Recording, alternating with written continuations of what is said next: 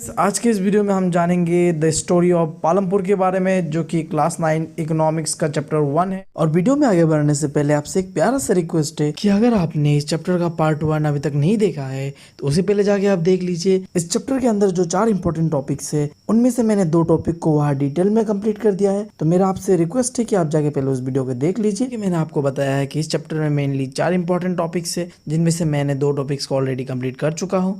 तो तीसरा टॉपिक है फार्मिंग इन पालमपुर, जहां हम देखेंगे कि पालमपुर के अंदर में लैंड फिक्स है और किस तरीके से उस फिक्स लैंड में हम अपने प्रोडक्शन को इंक्रीज कर सकते हैं। और फिर अगर हम वहाँ प्रोडक्शन इंक्रीज कर भी लेते हैं किसी तरीके से, तो क्या लैंड वहाँ सस्टेन कर पाएगा। फिर हम देखेंगे कि किस तरीके से पालमपुर के अंदर में लैंड डिस्ट्रीब्यूट किया गया है। उसके बाद पालमपुर के अंदर में मेन लेबर जो है वो कहाँ से आता है, कौन प्रोवाइड करवाता है।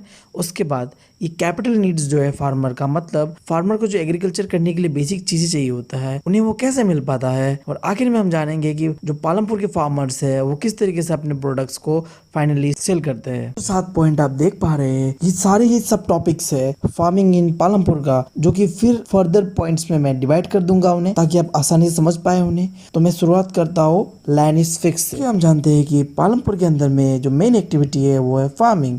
यहाँ के 75% जो पॉपुलेशन है वो पूरी तरीके से डिपेंडेंट है फार्मिंग के ऊपर। फिर भी सबसे बड़ा जो प्रॉब्लम है फार्मिंग को लेके पालमपुर के अंदर में वो ये है कि यहाँ का लैंड तो फिक्स है, बट यहाँ का पॉपुलेशन लगातार इंक्रीज होते ही जा रहा है। तो हम आ जाते हैं दूसरे पॉइंट, जहाँ में कहा गया है is there is a way one can grow more from the same plot of land. मतलब ये है कि क्या कोई तरीका है जिससे कि इस फिक्स लैंड पे हम प्रोडक्शन को इंक्रीज कर सकते हैं। तो जी हाँ, यहाँ में 3 तरीका मैंने बताया है। पहला तरीका है मल्टीपल क्रॉपिंग। अब मल्टीपल क्रॉपिंग क्या है?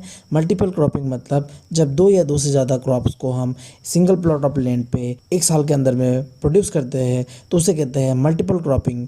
उसके बाद दूसरा तरीका है कि हम यूज़ करें मॉडर्न फार्मिंग टेक्निक्स का, जैसे कि हम यूज़ करें हाई यील्डिंग सीड्स का। उसके बाद केमिकल फर्टिलाइज़र और पेस्टिसाइड्स का, जिससे कि हम प्रोडक्शन में और इंक्रीज ला सके।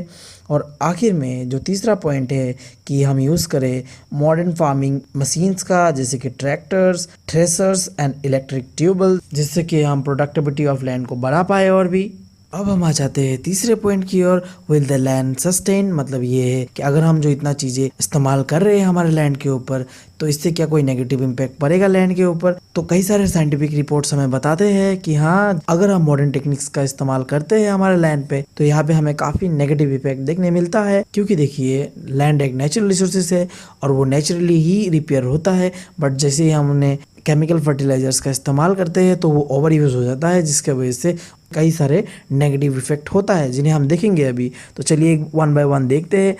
पहला नेगेटिव इफेक्ट तो ये है कि जब हम हाई यील्डिंग सीड्स मतलब HYV सीड्स का इस्तेमाल करते हैं, तो वहाँ में काफ़ी लार्ज अमाउंट पे हमें वाटर चाहिए होता है। उसके बाद केमिकल फर्टिलाइज़र और पेस्टिसाइड्स भी चाहिए होता है। और जब हम इतने सारे केमिकल फर्टिलाइजर्स का इस्तेमाल करते हैं, तो इसका नतीजा ये होता है कि हमारा जो लैंड है वो फर्टिलिटी अपना लॉस कर देता है। मतलब जो लैंड के अंदर में जो प्रोडक्टिविटी होता है वो ख़त्म होने लगता है। और आखिर में जो ट्यूबल इरिगेशन सिस्टम हमने इंट्रोड्यूस किया है, जहाँ हम इलेक्ट्रिसिटी का इस्तेमाल करके अपने ग्राउंड वाटर को एब्स्ट्रैक्ट करते हैं, जिसकी वजह से होता यह है कि जब हम उन्हें लगातार यूज़ करने लगते हैं तो हमारा ग्राउंड वाटर लेवल जो है वो रिड्यूस होने लगता है। अब आ जाते हैं हम चौथे पॉइंट पे, जहाँ में how is the land distribute between the farmers in the Palampur को देखेंगे। जिसका मतलब ये है कि पालमपुर के अंदर में जो ज़मीन है उन्हें कैसे डिस्ट्रीब्यूट किया गया है, मतलब कैसे बांटा गया है। तो देखिए, पालमपुर के अंदर में 4 टाइप का फार्मर मिलेगा आपको। एक है लार्ज फार्मर, एक है स्मॉल फार्मर, एक है मीडियम फार्मर और एक है लैंडलेस फार्मर।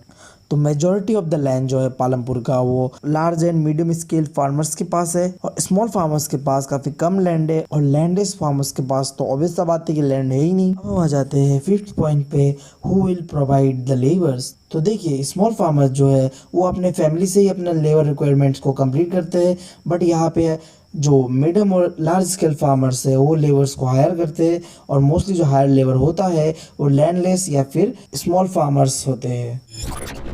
अब आ जाते हैं हम 6th पॉइंट पे, the capital needs in farming. मतलब जो बेसिक चीज़ एग्रीकल्चर के लिए चाहिए होता है वो फार्मर्स कैसे अरेंज करते हैं। तो देखिए, यहाँ में आता है स्मॉल फार्मर्स और medium and large scale farmers का कहानी। जो स्मॉल स्केल फार्मर्स है वो मोस्टली बोरो करता है मनी लैंडर्स और बैंक से ताकि वो अपने जो कैपिटल नीड्स है उन्हें पूरा कर सके। But medium and large scale farmers का स्टोरी कुछ अलग होता है। लार्ज और मीडियम स्केल फार्मर्स अपना जो सेविंग होता है उनसे अपने कैपिटल रिक्वायरमेंट को पूरा करते हैं, क्योंकि ऑब्वियस सा बात है इनके पास जो है प्रोडक्शन ज़्यादा होता है, जिसके वजह से उन्हें बेच के वो अपना अच्छा खासा सेविंग अपने पास रखते हैं और अपने कैपिटल रिक्वायरमेंट्स को कंप्लीट करते हैं। अब आ जाते हैं सेवेंथ और लास्ट पॉइंट पे, जहाँ में हम देखेंगे selling of surplus farm products. मतलब जो प्रोडक्शन करके जो आपके पास आया है उन्हें आप कैसे सेल करते हैं। तो यहाँ में दो कंडीशन फिर से आता है, स्मॉल स्केल और लार्ज और मीडियम स्केल फार्मर्स का।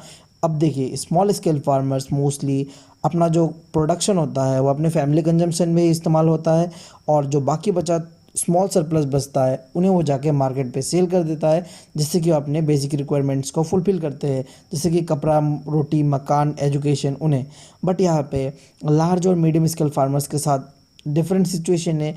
वो मेजॉरिटी ऑफ द जो प्रोडक्शन होता है उनके वो जाके मार्केट पे सेल कर देता है, जिनसे उन्हें प्रॉफिट अर्न होता है। अब हम आ जाते हैं इस चैप्टर के आखिरी टॉपिक, नॉन फार्मिंग एक्टिविटीज़ इन पालमपुर या फिर रूरल एरियाज़। ठीक है, तो यहाँ में जो रूरल एरियाज़ या फिर विलेजेस में क्या नॉन फार्मिंग एक्टिविटीज़ होता है तो उन्हें हम देखेंगे। तो यहाँ बेसिकली 4 मैंने मेंशन किया है, आप चाहे तो खुद से भी ऐड कर सकते हैं। पहला है डेयरी फार्मिंग, उसके बाद काफ़ी स्मॉल स्केल पे मैन्युफैक्चरिंग भी होता है, और ऑब्वियस सा बात है शॉपकीपर्स जो कि दुकान देते हैं, राशन की दुकान हो या फिर कई सारे जो क्लॉथ्स के दुकान हो वो भी मिलेगा आपको। और आखिर में जो ट्रांसपोर्ट सर्विसेज है जो कि काफ़ी बेसिक है इस समय में, वो सब भी प्रोवाइड कर दिया जाता है नॉन फार्मिंग एक्टिविटीज़ के अंदर में। अगर आपको मेरा काम पसंद आया तो मेरे वीडियो को लाइक कर दीजिए, जिससे मैं समझ जाऊंगा कि सच में आपको पसंद आया मेरा काम। उसके बाद यार वीडियो बनाने में काफ़ी मेहनत लगता है, तो चैनल को सब्सक्राइब भी कर दीजिए और अपने दोस्तों के साथ भी शेयर कीजिएगा। Thank you.